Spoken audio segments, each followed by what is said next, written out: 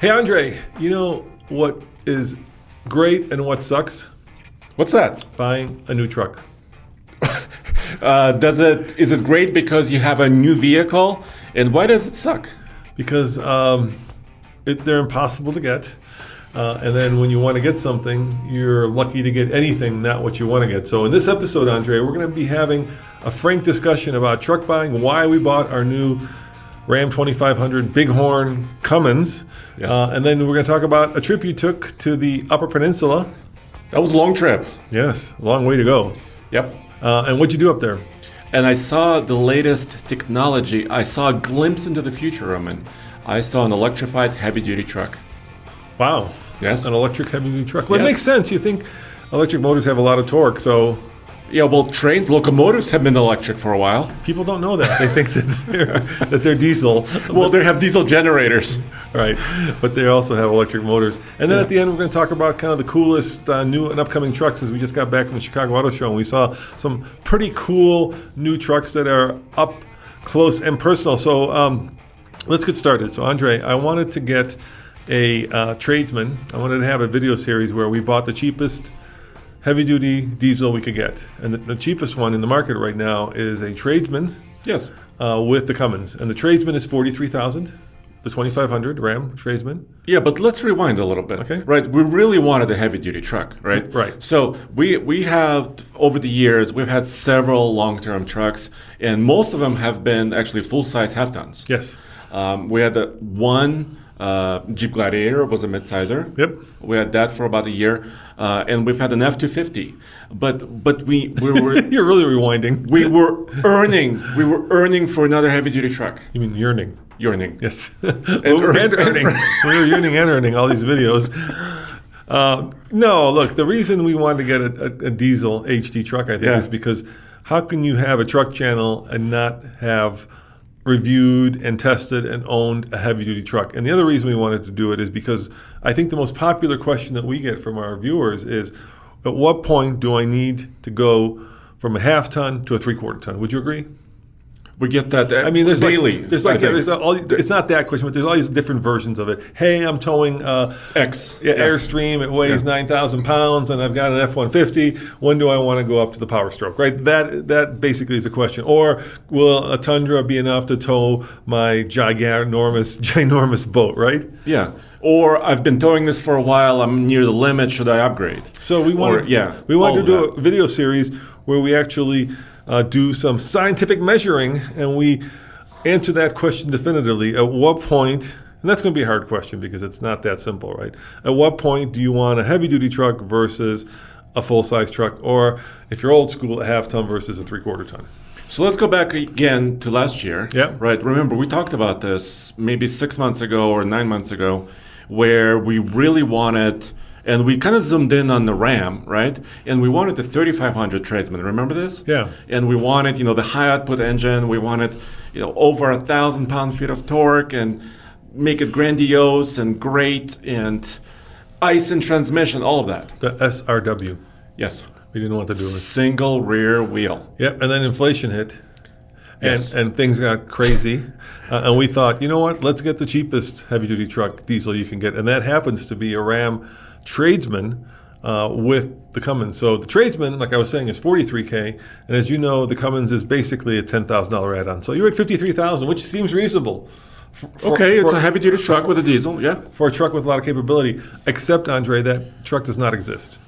Well, because why doesn't it exist? Well, there are a couple of reasons. First and foremost, the dealers add on a bunch of stuff, like the Plow Package, like the Skid Group Package, like the Off-Roady Package, there's just a bunch of stuff. Appearance package. Yeah, so the tradesman becomes more of a fancy truck, and you end up with at least 5, all the way up to almost $10,000 worth of upgrade. So now you're going from $53,000 to $63,000. And the other thing is most dealers order their tradesmen in one of two configurations, right? The 4-door. White or white? Oh, white. Yeah, that's not a problem. They're all white. But the 4-door crew cab, right? Yeah. With the 8-foot bed, or the 2-door with the 8-foot bed. And for our needs, we wanted the shorter bed. Something more manageable. Something more. And look, the longer bed is good for like sliding campers, right? or it's good for fifth wheels, right? But we wanted something we can actually take off-road. And God help you if you buy one of those crew cabs with the 8-foot bed. That is, the breakover on them is like the Titanic. And also the turning radius is like the Titanic. Yes. And those are big trucks. And parking it at Walmart is not easy. Yeah, those are long trucks. Yeah. And so I scoured the interwebs, looked all over the country, and I could not for the life of me find that base tradesman with the Cummins. So why not order it? We could have ordered it. But we'll have to wait months, right? Yeah, Ram would have accommodated us. They said, hey, if you want to order it, we can order it. But you know what? We're in the business of making videos, and I wanted to get this answer to our viewers as soon as possible. Plus, we've got a lot of big towing jobs coming up, and so we needed a real towing vehicle, and I didn't want to wait the potentially 2 to 3 months to get one. Exactly. And there's another big reason, right? Tumbleweed Ranch. Yes. Which is our new property. It's about, 22 acres of land. And this truck will come very handy because we have big plans. We want to build another building on the property. We want to... barn. We want to make an off-road course. Yes. We need to bring equipment there. Yeah, we've partnered. We're trying to partner with a local Denver company who emailed us saying, "Hey, you can borrow their skid steers, you can borrow their excavators, and all that stuff is heavy, right? Those are heavy bits of equipment that you're probably going to want a heavy-duty truck." And the cool thing is, Andre, with this truck, I think it's got.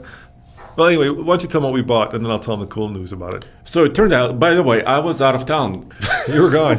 You were actually going on the Michigan thing we'll talk about next. Yeah, I was going on my event trip into the Upper Peninsula. So I was experiencing this from remotely. Yeah. So I actually saw the live show that you and Tommy did, which was pretty cool because I really wanted to learn more about this truck. Ended up being a Bighorn, so this is a step up, right? It's a $5,000 upgrade, so potentially from tradesman. Yeah, potentially you could go 43, 53 plus 5 more for the Bighorn. But once again, the dealers load them up with everything usually. But this was on the lot, correct? This one was on the lot, and we had a choice of 2 colors, granite or silver. We chose silver. And I think that was a good choice. Yeah. I think granite is too dark, right? Is it darker? Yeah, it's darker. And that one's got of course, they put the midnight package on it. As you can tell by the plate, we bought it at our usual place, Johnson's. So if you guys are looking for a place that does not charge over sticker, Johnson's. Johnson Auto Plaza. Yeah, in Brighton, Colorado. We're not getting paid by them or anything. We just have a really good relationship with them. They take care of us. And so, they had the truck. It was silver or granite. I chose silver. You think I did okay? Yeah, I think so. And it actually looks kind of premium because it has a painted bumper. I think it's part also of the midnight package. Yes. Is it midnight package? It's like a $3,000 package. Yeah, but also it looks a little sinister because your headlights are kind of blacked out a little bit, your grill and badges and those wheels. Look at those wheels, dude. 20s. Yeah, too big. We need to go 18s, and they said you could go 35s potentially without having to do anything more than a leveling kit. So a little bit more tire and less wheel. But you know what? Before we do that, that's an off-road build. We've done that all the time. Let's just tow the bejesus out of it, right? let's just use it to tow. So here's the good news, okay? Yeah. I think it's got a towing capacity of about 20,000 pounds, which means that you may actually need that CDL if we fully load it. But I have one. I know. That's what I'm saying. I haven't been using it. You finally get to use it because you can exceed 26,001 pounds with this if you load it up completely. Potentially, yes. Yeah. Gross combined weight. This truck, so it's a diesel, so they call it standard output, right? Right. It has a 6-speed automatic transmission behind it. Which doesn't have a great reputation, let's be honest. It's a 68 RFE, and some of you have commented about this. We know this. Yeah. But that's why we buy trucks. We test them, right? If we don't want to speculate and say, oh, this transmission is not good or good, engine is not good or good. We're going to put it to the test, and you better be sure gauntlets, cross-country trips, right, with trailers. So a couple things. Let's talk about, we've put on not a lot, like 100 miles or something. Let's talk about a couple interesting things that you might be curious about. Number 1, Andre, let's go, we'll count them down. Number 3, I like counting down. Number 3, why didn't we get a Chevy or a Ford? That's a good question. Stay tuned. Until when? This year, soon. Stay tuned. There's a reason. And I'll give you a reason. We try to not buy the same manufacturer, right? So we have a TRX, but we also have a Tundra. But we try to get different manufacturers. So the guess there is maybe there are other trucks coming from other manufacturers. Exactly. So Yes. stay tuned a little bit more. Right. Because it's time, certainly, for the TRX to go. That's going to break my heart. So that's going to have to go. It's probably time for the Bronco to go. Yes. That's going to break my heart as well. Exactly, yes. But then we'll bring in new vehicles and replace those. Yeah, rotate them. Yeah, we usually keep them, anywhere from a few months to a year at the most. And the TRX is kept over a year. So if you're saying, oh, you guys are Ram fanboys, that's not the case. Not the case. Just stay tuned. Because, like we said, we're going to rotate the trucks we have, and we already own several manufacturers. Number 2. Yes. Counting out. You know that usually you need to break a truck in, right? Before you can tow with it. That was my impression. Yes.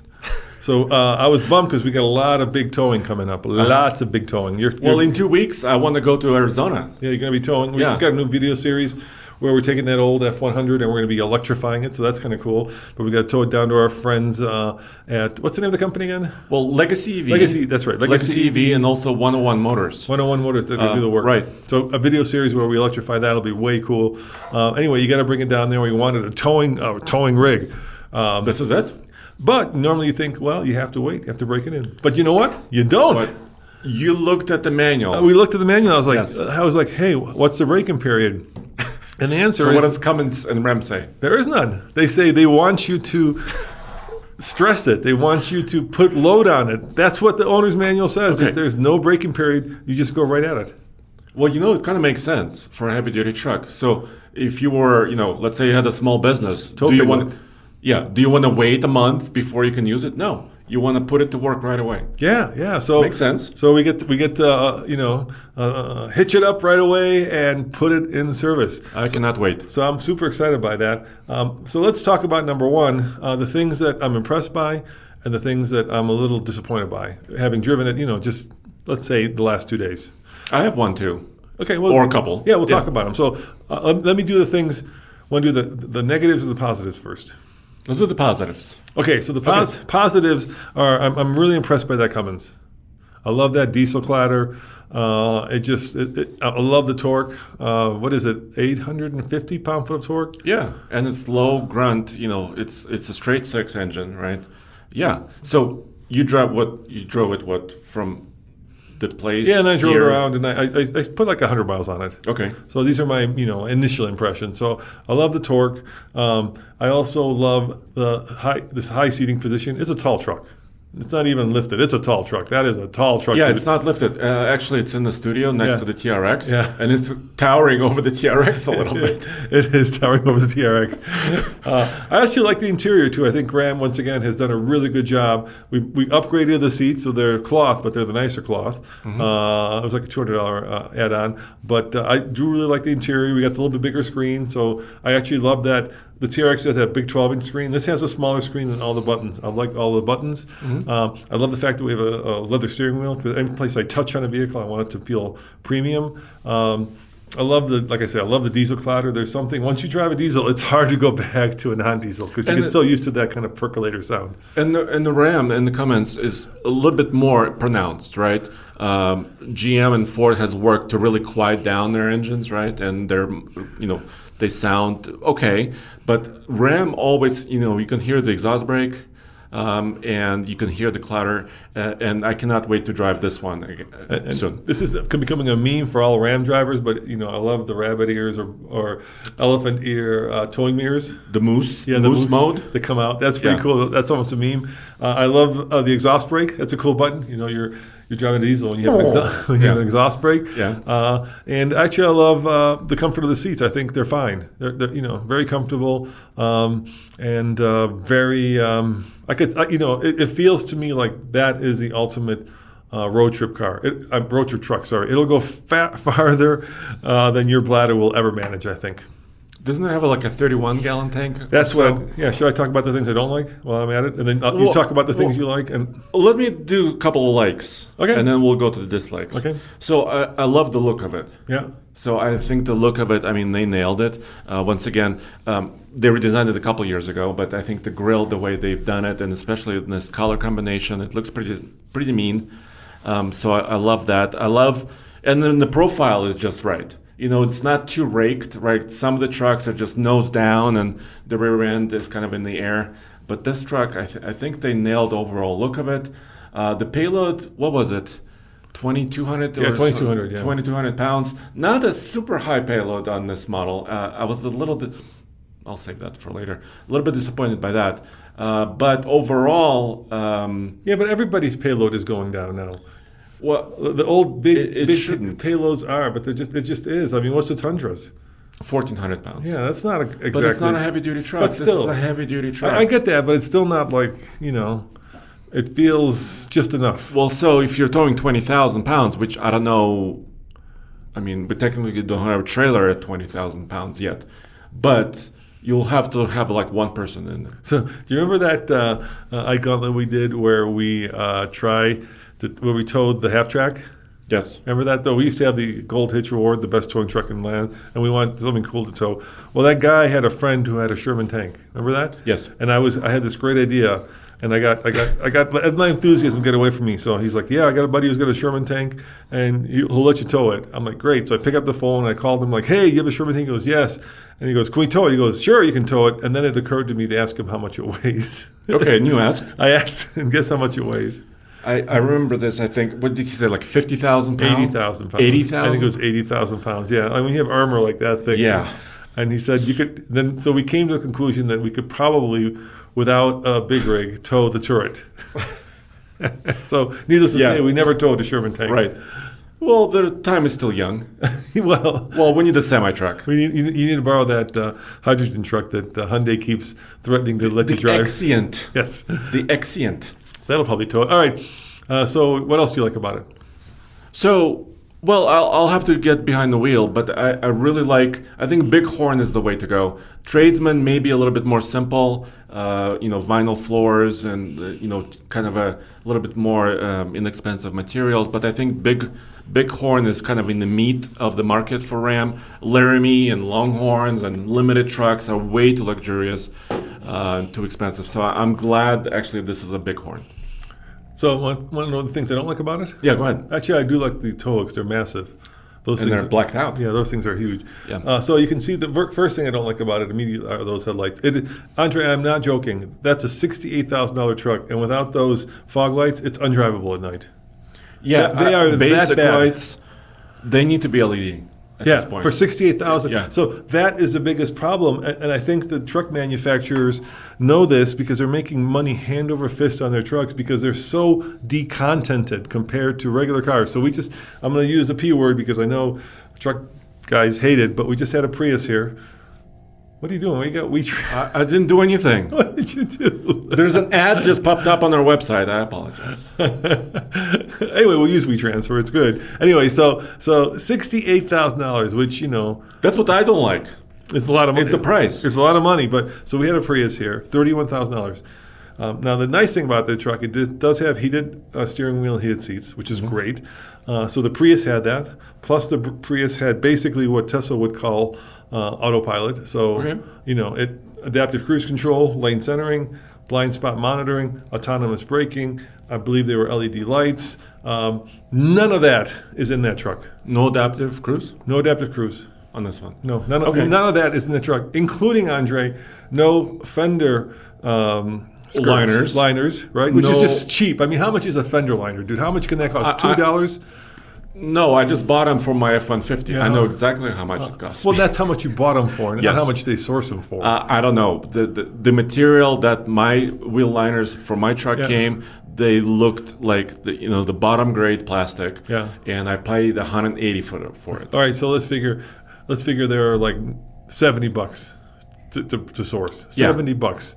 And it just finishes the truck. The mud doesn't stick Yeah. in the back of the bed, Yeah. and it just looks nicer. Yeah. So there's just so much missing. You know what? The holes are there, but there are no little like plastic lights in the back of the bed. There's one light, the tail light. Oh, yes. In the middle, but none of those little like lights.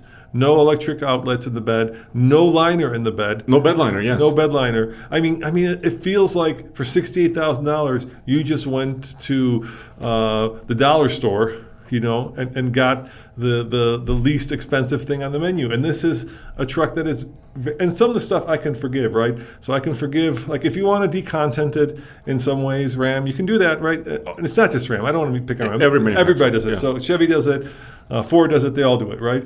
But come on, guys, basic things like blind spot monitoring on a towing truck. Headlights. Right? Headlights. These That's are huge. Safety. There's no reason not to have. And I think, Andre, if I were a truck manufacturer, I would include all that, and you would get not only gold star, but I think you would get a bump in your business, because every automotive journalist and everybody would be like, wow, this manufacturer actually cares about their customers, right?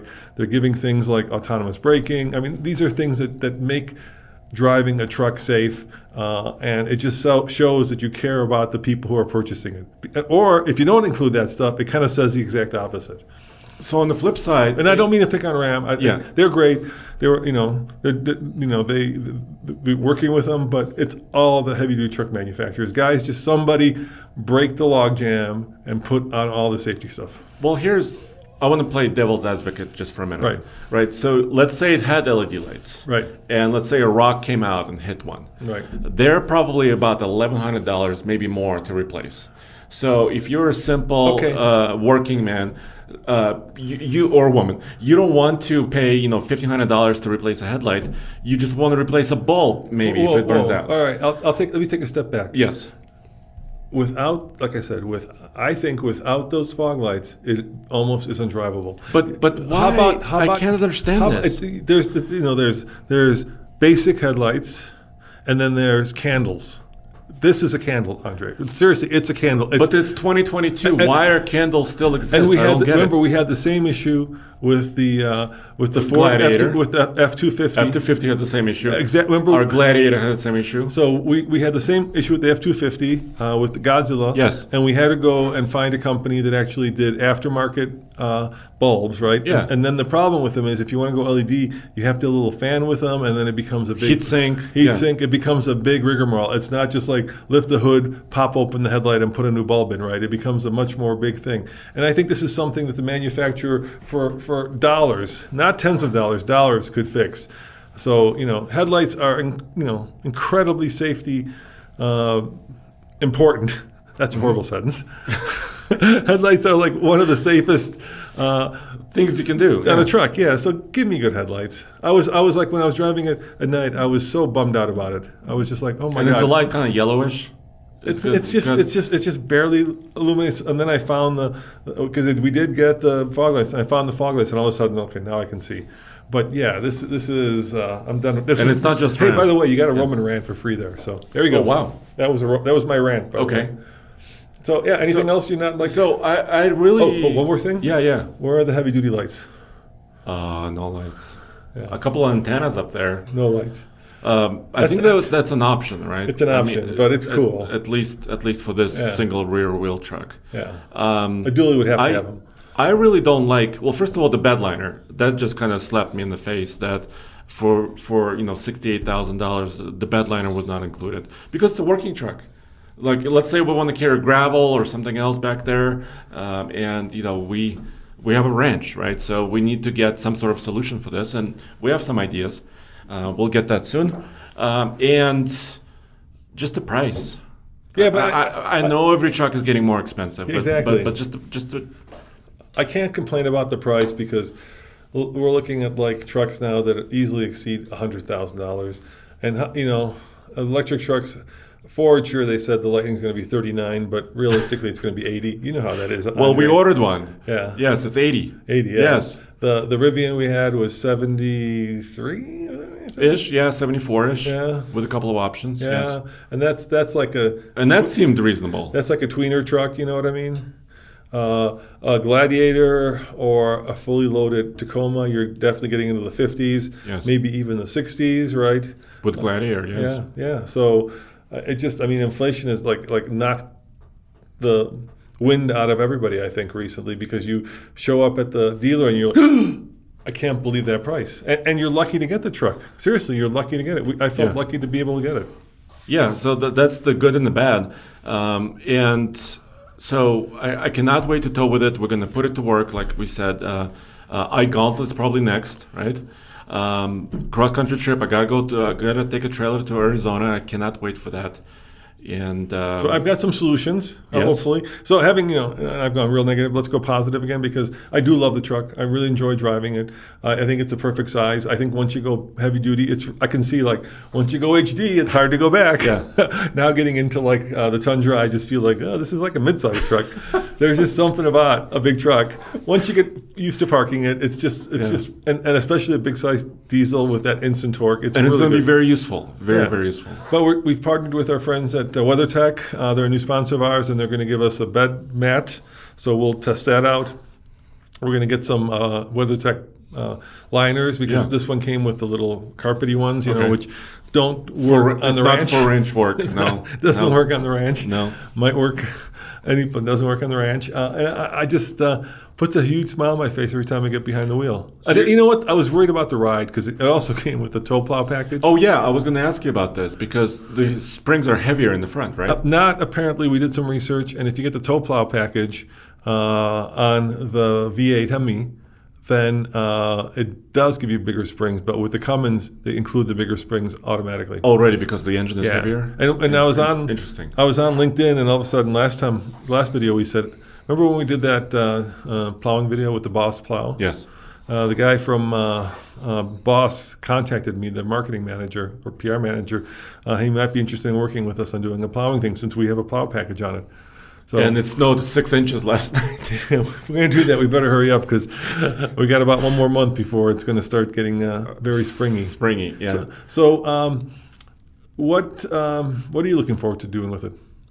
Well, just like I said, so longer bed than, because all of the half-ton trucks we currently have, the Tundra, the TRX, they have 5.5-foot beds, and they're a little short. Yep. This has a longer bed, with 6 3/4 feet.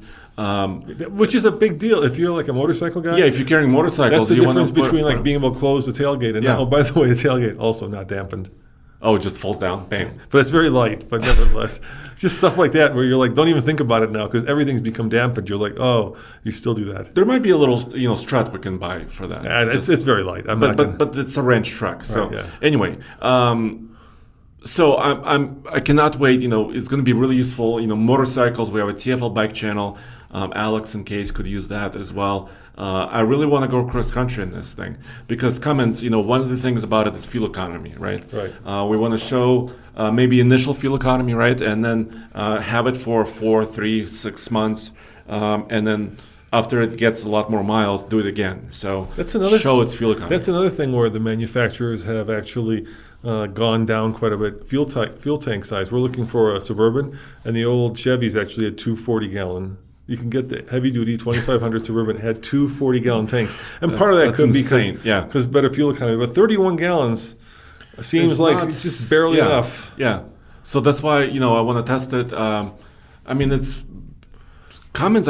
But running by itself on the highway, it could get closer to 20 mpg. Of course, they're not rated by the government, right? Because they're heavier. So trucks. At 31, you're at 600 miles of range potentially.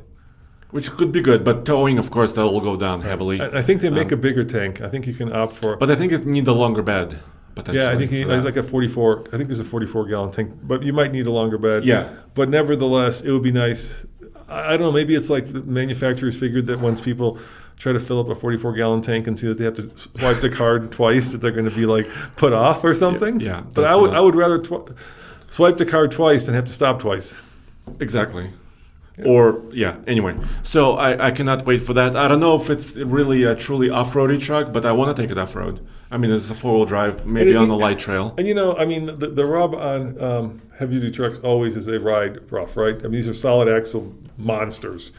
8-lug, right? This is heavy. Well, if you're a semi guy, it's not that heavy, but from a pickup truck standpoint. But, it's not that bad, actually. It's okay. It's a little rough. And they've improved them over the years. It's a little firm, but it's not like not like riding on a cattle cart, right, where you're just jumping over expansion joints. It's actually okay. It's not like driving in a 5500 empty, right? That rides really hard. And look, we've got ATs on it, so that's okay, right? 18s or 20s? No, ATs, all-terrains. Oh, ATs, yeah. So it should be okay. You should be able to go up. We have the four-wheel drive, of course. Yeah, they're Firestones. Yeah. Firestone tires. Yeah. So that's coming up. A lot more videos, right? On TFL Truck, we'll have some on TFL Off-Road as well. Are you looking forward to doing the towing comparison? Yeah, that's the eye gauntlet. That's the eye gauntlet. That's going to have to be very precise, right? Because I want to get it right. We have many questions, like I said, daily. Yesterday we had another one. Which truck should I get, heavy duty or light duty?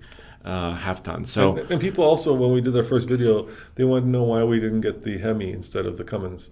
And the reason was we had never owned a diesel, so it was time for a diesel. Absolutely, yeah. Because potentially the Cummins could be, much more expensive and less of a work truck in some ways, whereas the Hemi could be more of a work truck, but you're going to lose towing capability. And you're going to lose efficiency potentially while working. So I'm glad we got Cummins. Yeah, I know it cost $10,000 approximately to get it, but I'm really happy with it.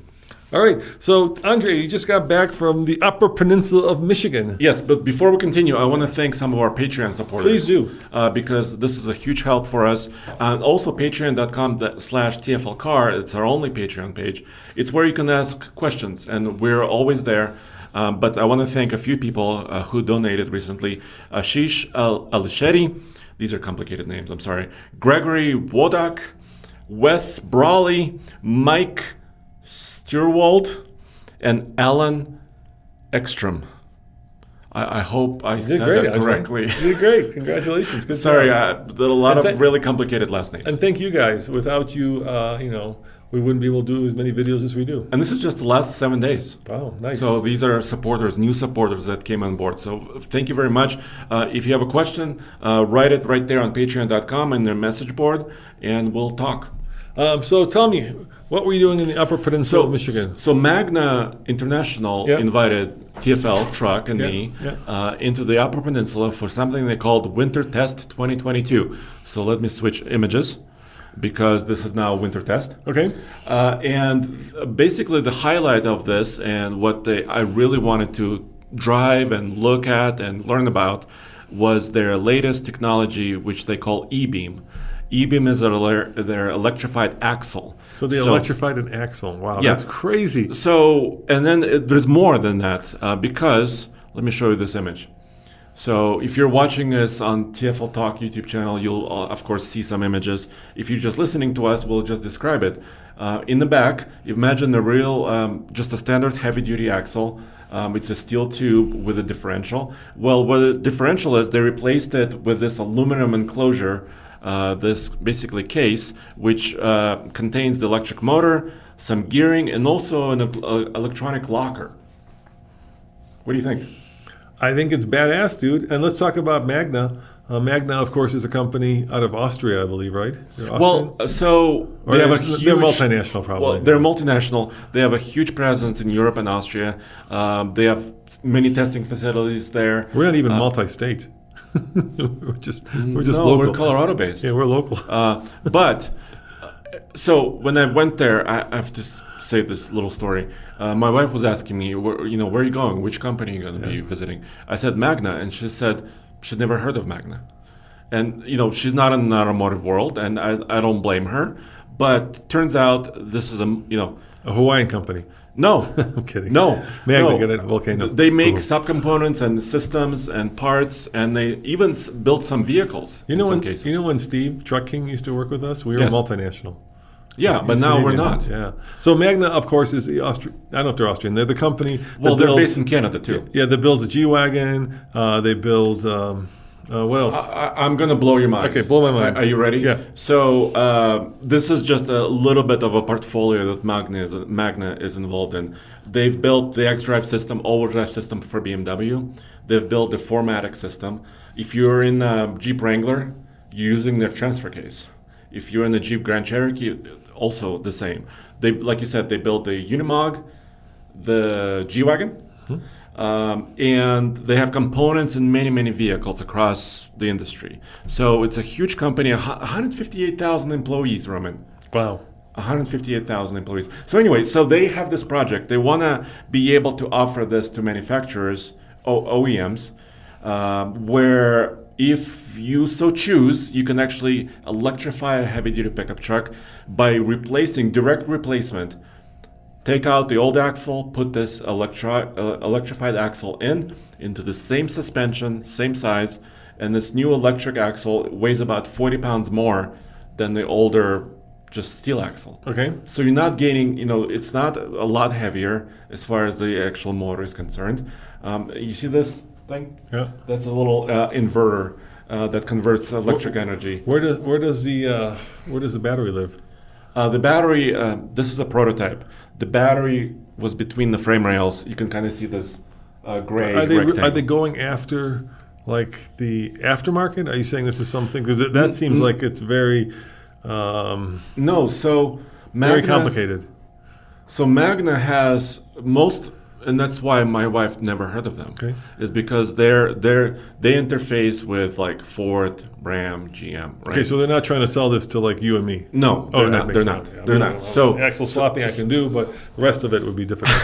you don't want to wire a battery or install an inverter. Those orange batteries scare me, Andre. They have a lot of power. Get that wrong. Yes, you're gonna only do it once. You're gonna be zappy. No. So I'm just saying from the end consumer point of view, eventually and potentially, they said maybe 2025. So this will be productionalized. So like Rivian has put the motors inside the kind of inboard, right? Inboard, yeah. This is actually a motor inside an axle. Exactly. Okay. But the beautiful thing about what I liked about it, and then we'll talk about what I didn't like about it. Okay. What I liked about it was that you don't have to modify your suspension, right? Let's say you had a GMC truck, which is what I actually drove. You just put this axle in. There's some pictures I took from the event, and there's a cutaway also that shows orange wires. Scary. Big orange wires. You just put the same suspension, so you don't have to redesign the frame. So in theory, this would be a little bit more economical because the manufacturer, like GM, does not need to change the frame to accommodate this axle. So that's pretty straightforward. So let's do a deep dive. You actually spent some time with one of the engineers, actually interviewing him, and he went and gave you a deep dive into this. Ryan Shaw. Ryan. So let's do this, Andre. Let's cut to the interview with Ryan Shaw. If you guys are listening to this, you listen to it. If you want to see it, it's visual. Go to tfl-studios.com where we put up all of our videos, and you can watch it when it comes out as a video, and you can actually see Ryan pointing to stuff and Andre. But let's cut to that, and then when we get back, you tell me what you didn't like about it, all right? Okay, Ryan, please introduce yourself first. Yeah, absolutely. My name is Ryan Shaw. I'm the manager of the Advanced Engineering Department in Magna Powertrain North America. So let's dig into the components that are underneath this GMC truck that you're showcasing, starting with the EBeam, which is the rear axle, right? Yeah, this is kind of the heart of the Intelligent Force and really one of the biggest developments around this vehicle. This is Magna's approach to electrifying heavy-duty and full-size trucks. Really, some of the key concepts that you see here is it's a traditional beam axle layout. This is not an independent suspension or Dadion or some of those other variations you may see out there in the market. Magna's approach to this was to make a system that offered a no-compromise approach to electrifying these full-size trucks. So what that means is no compromises on payload, on towing, and on that right foot feeling. So some of the key features to allow us to do that, here is the electric machine that you see at the center of the system. The E-machine in here is a 3-phase permanent magnet motor. It's this part? Correct, okay. Yeah, correct. And you'll notice it's mounted coaxially to the axle shaft. So there's actually an axle shaft running directly through the center of the E-machine. Part of the reasoning there was to keep the unsprung mass of this system really centralized. It also aids in packaging so that it has the OEMs have more room for battery technology, kind of keeping this really centralized, tight package. So this is where the regular differential would be? Yeah, correct. Almost in the center of the pumpkin. Yeah, correct. So how's this diameter? I mean, is it comparable to the diameter of the differential? Yeah, in these heavy-duty trucks, it's very similar, especially with the water jacket for the cooling system that we have here around the motor. So downstream of the motor, you can see the gear train all polished up for our prototype here, looking fancy. Kind of point as we go along so we can... Yeah, so our basic gearing architecture, it's a lay shaft style gearbox. So we come from the rotor shaft here in the input up to a lay shaft system, and then finally to a more traditional final drive. What you see here is a user-selectable electronic locker in Dana 60 trim. This is a 4-pinion differential here, really robust, designed to be tough and handle everything that these 3/4 ton trucks can send at it. So let me get another look at it. So this is kind of part of that, and Yep. The lockers are part of this. Correct. Yeah. Okay. Nice. Yeah, and when you get a chance to drive the truck, that's kind of classic user selectable on the dash. You can choose to engage that system. So that action is normal too. If you're used to the truck, you know how to use it. Absolutely. Okay. And that was our goal, right? We weren't trying to make something, let's say, crazy futuristic or change the outlook of how a truck owner is going to use their truck and what they expect it to do.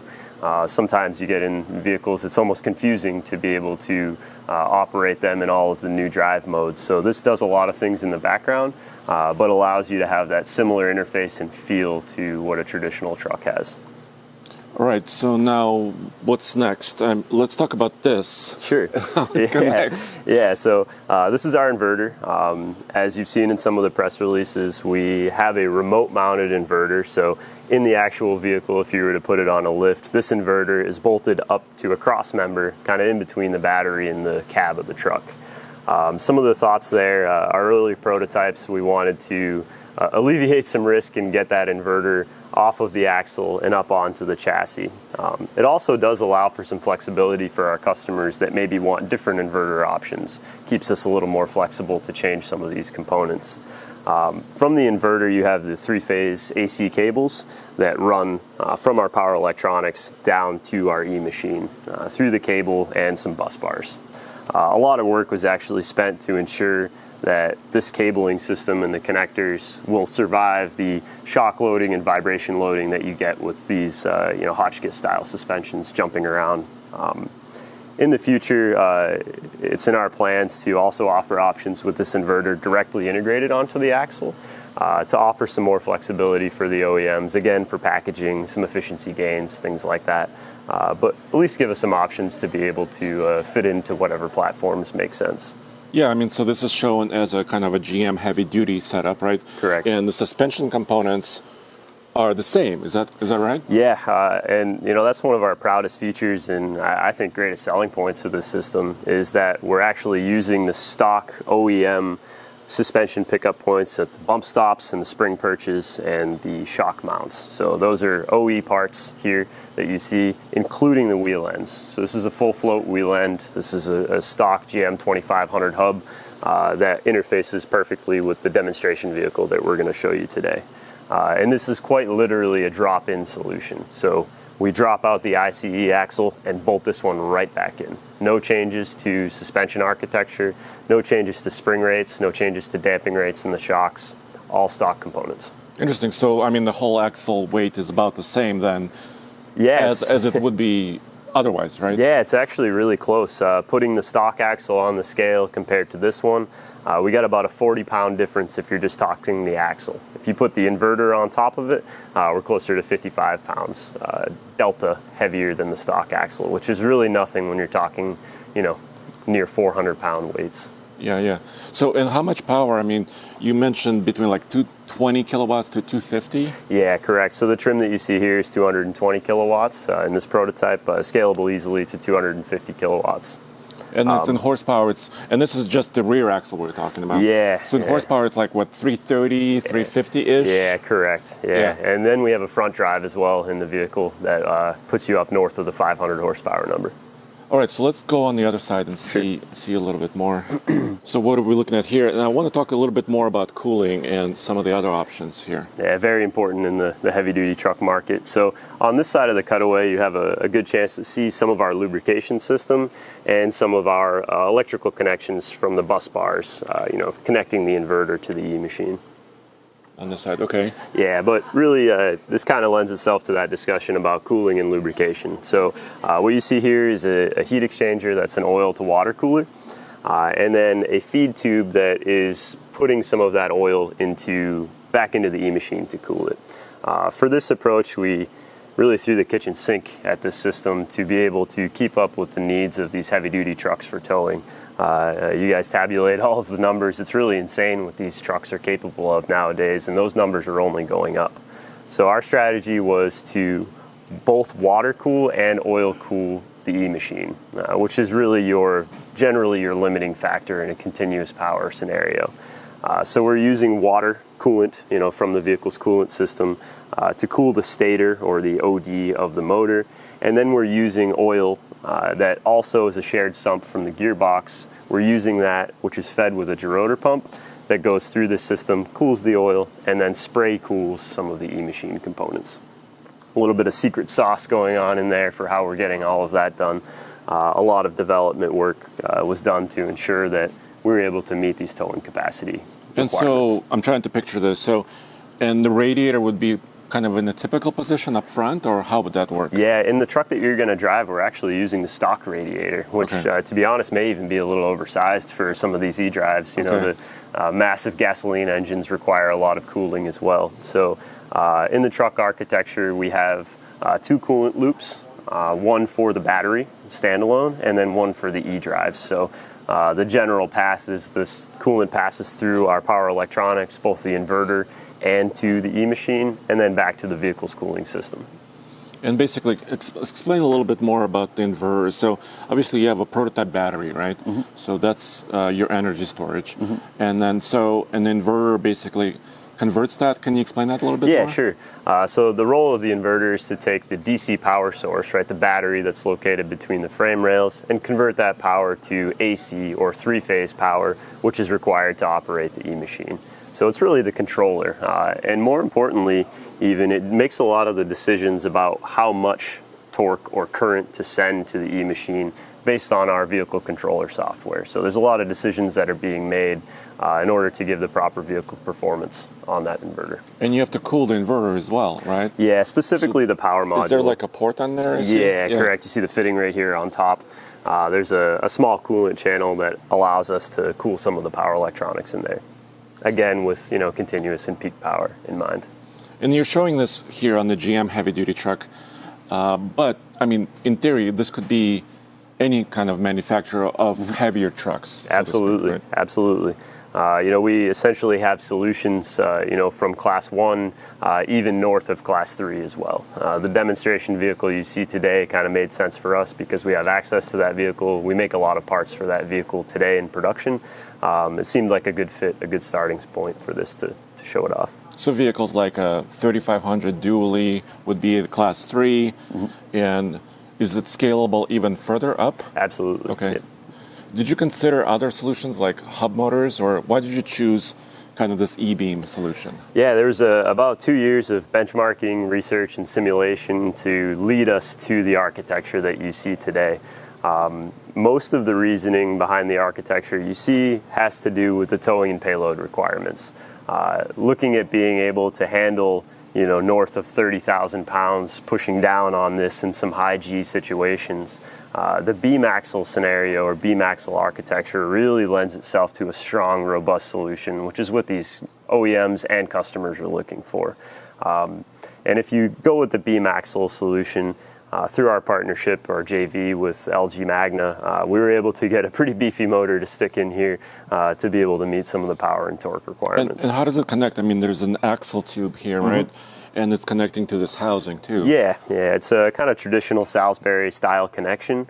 It is an aluminum housing and a steel axle tube, but that system is pressed together. There's kind of a press land in here about yay long, and in production that will be a welded interface similar to what you see in today's Salisbury axles.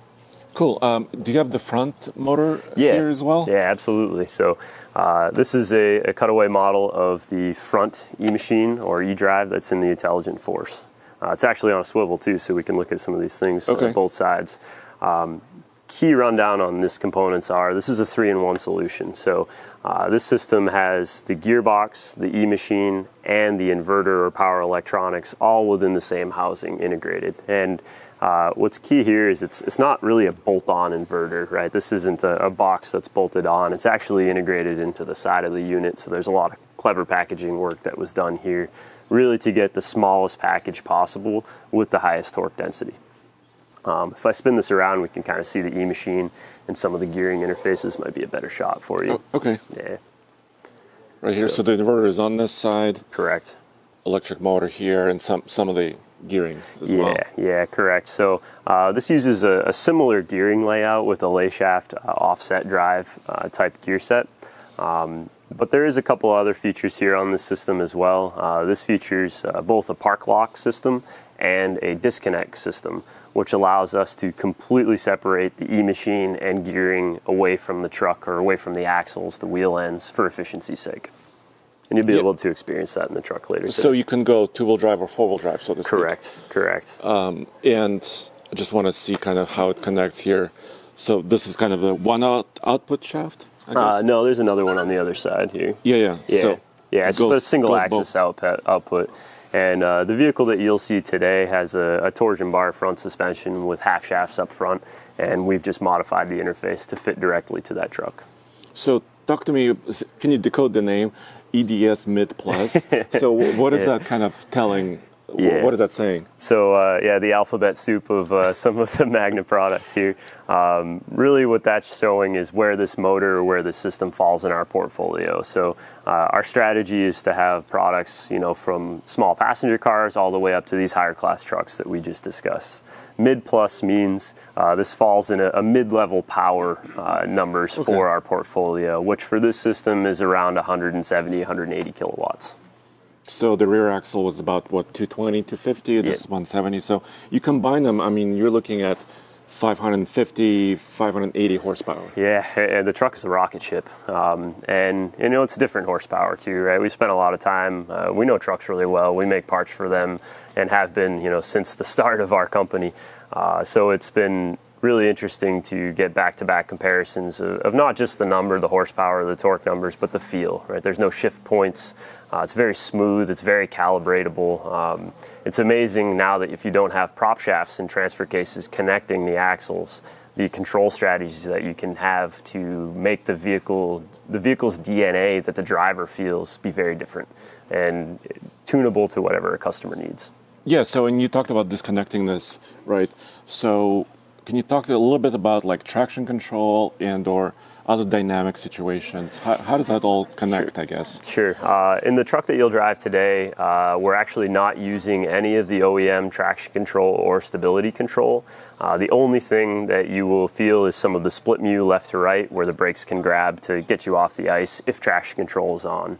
All of the fore-aft traction control system that is in the vehicle is done by these EDrives and inverters. So we're looking at the vehicle data, understanding what's happening, and making decisions very quickly on our systems for where to put torque.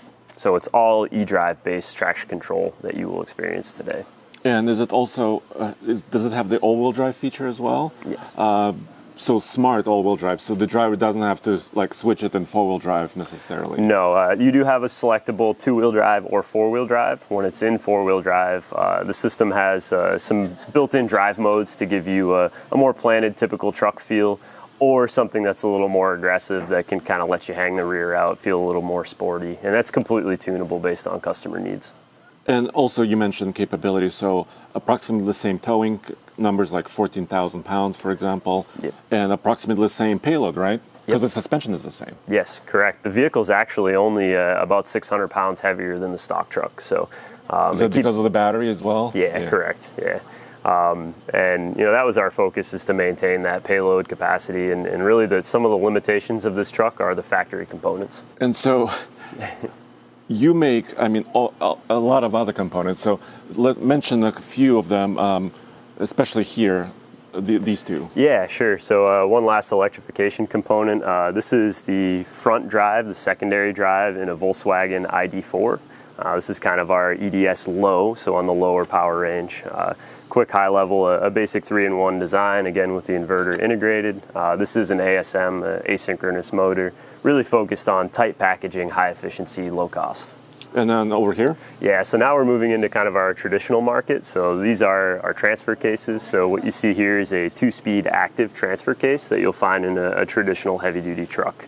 Currently. Yeah, It's correct. Currently, so it came out, a couple of years ago? Yeah, correct. Yeah. And Magna's been a leader in the market in that all-wheel drive technology or active transfer case technology. And if you're driving a Jeep Wrangler, you're probably using a Magna transfer case as well. Right? Yeah. We don't sell a lot to customers, right? To you and me, we sell a lot to the OEMs that put our parts in the brand new vehicles. So we've got some big contracts currently in production with the Jeep Wrangler, Grand Cherokee, and pretty much all the heavy-duty or full-size GM products. All right, Ryan. Well, thank you very thanks, much. Andre. Yeah, I appreciate it. Yeah, no problem. Dude, Ryan was real. He was he kind of managed the engineering team, and as you heard there, I mean, he was intimately involved in every aspect of it, including the front motor. Right? This is an all-wheel drive system, four-wheel drive. So, what don't you like about it? So, a couple more things that I loved. Acceleration was amazing. Four-wheel drive system was really great because, I mean, they have a lot of experience. Like I said, EDrive system they built transfer cases for other manufacturers. Really well-sorted management of motors. But they never talked about range, battery, because they're not really a battery company, right? So Magna does not make batteries. They partnered with other companies like LG and others to kind of facilitate some of this integration. But the number one comment that I know you have out there, who heavy duty truck people, is about range, right? How far will it go? How heavy will it tow? What about the payload? Did they talk about horsepower? Yes. Okay, how many? So huge power, Yeah. right? Because electric motors make tons of torque. If you combine the rear axle, which is an electrified axle, with the electric motor up front, which is what this prototype had, 550 horsepower. Nice. And did you get to drive it on the ice? Yeah, I did. How was it? That's not me, but I did the same thing. How was it? It was great. I got to drift it. It was quiet. There's no engine clatter, So obviously. what did they do with what's under the hood? Did they show you? I opened it. I'm going to show you. I'm going to have another video about it. Okay. It's mostly empty. Okay, I figured. Yeah, they got rid of. It's not a frunk, but it's almost empty. Let me see if I have any more images. So there's another picture of the axle underneath the So truck. they got rid of the Duramax. That would have been there. Actually, they started with a gas engine. Okay, the the 6 liter. 6.6 liter V8, 6 liter. which is their latest gas engine. And there was a chargers under the hood, but also a large space where nothing was really there. So I really loved its performance on the snow. I drifted it. There's another video coming. Acceleration, they say up to about 4.6 seconds 0 to 60. I wasn't able to verify that. But what I didn't like about it is because you need to have some sort of messaging about what kind of batteries should you expect? What kind of range should you expect? So you didn't like the fact that you didn't have the stuff that people use to judge whether an electric vehicle is viable or useful for their lives. Yeah. Right. But so if you want to accelerate like no other, this is for you, right? If you want to take on the TRX and a heavy-duty truck, this is for you. Right. But the range, because they don't make batteries, and that's still not a production vehicle, they didn't talk about it. All right, last question, Andre. Did you freeze your cherries off?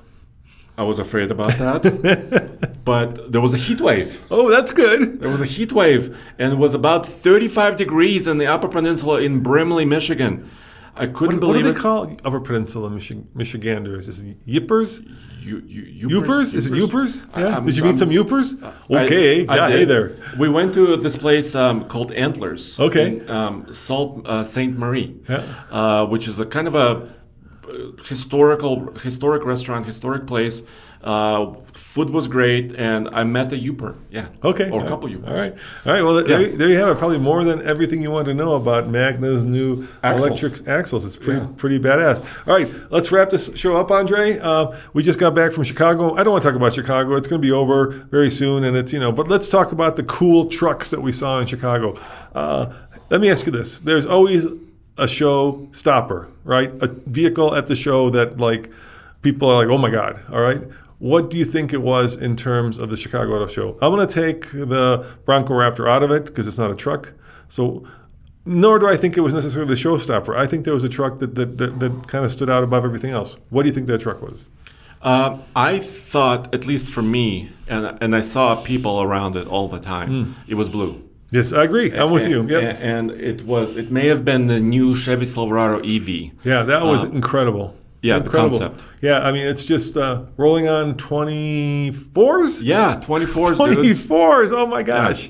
Yeah. And I love the avalanche-like pass-through. I love the interior. That kind of white with the navy blue just was incredible. The frunk is incredible. I think until you stand next to it, you don't realize just what a handsome truck it is. You know, the Lightning was there too. The thing about the Lightning was it's, like a rounded off version of an F-150. It looks standard. It looks normal, right? Yeah, that is obviously much different than your current Silverado. Yeah.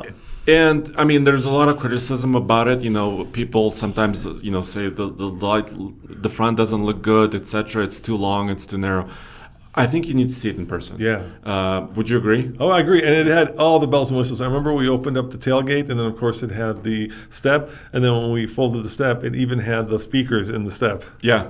So it had it all. And the pass-through is now 40-60 split. So you can carry a long item, a canoe or something else, skis. Yeah, people don't know what we're talking about. Basically, that firewall, it's not the firewall, the back wall where the seat would normally be, the back seat opens up. And you can extend the bed length by actually sliding things in there. So like a piece of plywood would slide back there. Yeah. Like a canoe would slide back there. Probably not a refrigerator. Maybe we could try. I don't know. So the opening is 4 feet wide. Okay. So you can actually carry, 4x8 piece of plywood or something like that with a mid-gate, that center section folded down. So it should be useful. But what I didn't like about it is that it's still, 18 months away? Maybe more. Yeah, they're kind of. That's what I don't like. They've been caught on their back foot. And I was driving the Hummer. When I say they, I mean GM. I was driving the Hummer, November? And they said they were going into production in November. Any day now, they said. Here we are in February. And as far as I can tell, they only delivered that one that got raffled off for a couple $1 million. I haven't seen any other EV Hummers out there. Maybe they're out there. I could be wrong. Maybe there are some images on forums, once again, of dealers receiving some of them, right? Okay, so there's some out there. But there's a handful. We're not talking, there may be 10, 20, 30, but I don't think we're talking big numbers. We're not talking big numbers. Yeah, I mean, when GM and Ford or Ram start building trucks, they start building trucks. Yeah. And like the Tundra, I see it everywhere now. Yeah. I mean, there's several here around our offices here in Colorado. I see different ones, base ones, more optioned ones. So I see Toyota cranking out the Tundras. Yeah, and I think, it's like Rivian too, right? They're also kind of in that same boat, right? And especially with Rivian, they've got a runway that's starting to get much shorter because I really believe, and I could be wrong, you never know what's going to happen with chips and the economy. God knows what's going to happen. But if supply starts to meet demand when it comes to chips, Ford is going to crank those things out like TikToks. Yeah. And then watch out. Because I would bet that there are a lot of people who are now sitting on like Cybertruck reservations, on Rivian reservations, who'll be like, holy cow, there's a Lightning I can go buy. Or even, let's say, Silverado EV reservations, right? Yeah. And they'll be like, why do I have to wait for 2 years when I can go down to my local Ford dealer and pick myself up one right now? Yeah. That's going to be interesting. And of course, Ford is having their own kind of ordering process, right? And they're trying to fulfill and satisfy all the owners or all the, people who reserved them. So it's funny how we went from easy. Like too much supply to overnight. None. It seems like it just blows my mind how it flipped like that. Can you believe this time last year we were like, well, should we go down, see how much of a discount we can get on a truck? Because there's 200 of them here at the dealership. And now you're like, silver or white? I want the Patriot blue. No, can't have that one. That one's gone. Which is, by the way, the one I wanted, but was gone. And then the other truck that surprised me was the GMC Ultimate. 1500 Sierra, not the Denali, but the Ultimate Denali. Yeah, Denali Ultimate, but it's a new trim. They just created a trim above Denali, if you can believe it. And also, I was surprised you guys liked it too. 216,000 views. It was basically our most popular story from Chicago. Yeah, why do you think that is? It's the most expensive truck we probably reviewed, right? I think it's because I'm standing next to it. No, I agree. I'm kidding. People think you're handsome. No. So here's what it is. Denali, as we know, is already one of the most popular GMC nameplates, right? And it's not inexpensive. It's actually quite premium, quite expensive. But I think there's a customer base for this because they've created this ultimate trim on top of it with unique interior, unique features. Super Cruise is included. It's kind of an all-in, right? When you select Denali Ultimate Truck, which is coming in a couple months actually, as far as on sale. So it would be like, it's not the guy who's the CEO of the company, but the guy who's a member of the board who owns all the stock. That's the guy who would buy that truck, right? Or gal. Yeah. So because it's one of the most luxurious, period. Yeah. It's not a Cadillac, but it's that understated look, right? Which a lot of people appreciate.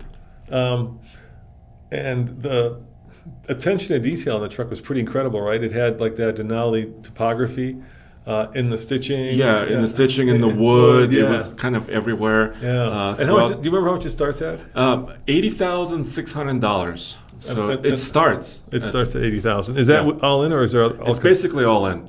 There's a couple of options, maybe the stereo system and the tailgate or something like this. I hate to say this, dude, but that seems reasonable to me.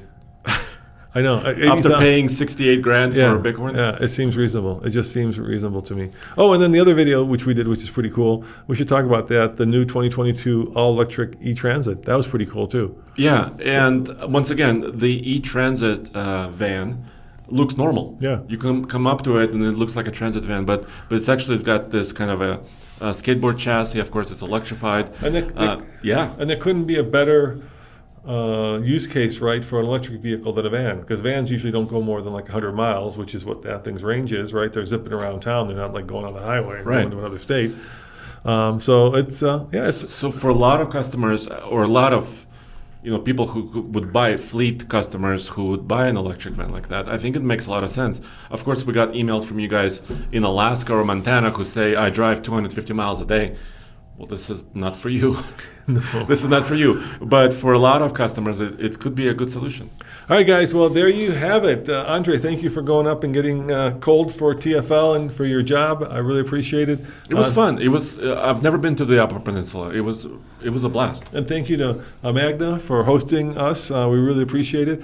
I'm going to go drive the new Navigator next week, which is pretty cool. We saw it at the Chicago Auto Show, but now I get to go down to Arizona and actually get behind the wheel. How about you? What you up to next? So I'm going to. We have a project with California Highway Patrol. Oh, that's right. You're going to go drive pickup trucks, police cars, police cars and trucks. Yeah. And you and Tommy are going over there. Yeah, and actually Case is joining us as well. So this is a huge project. I'm really happy. We're going to Sacramento next week.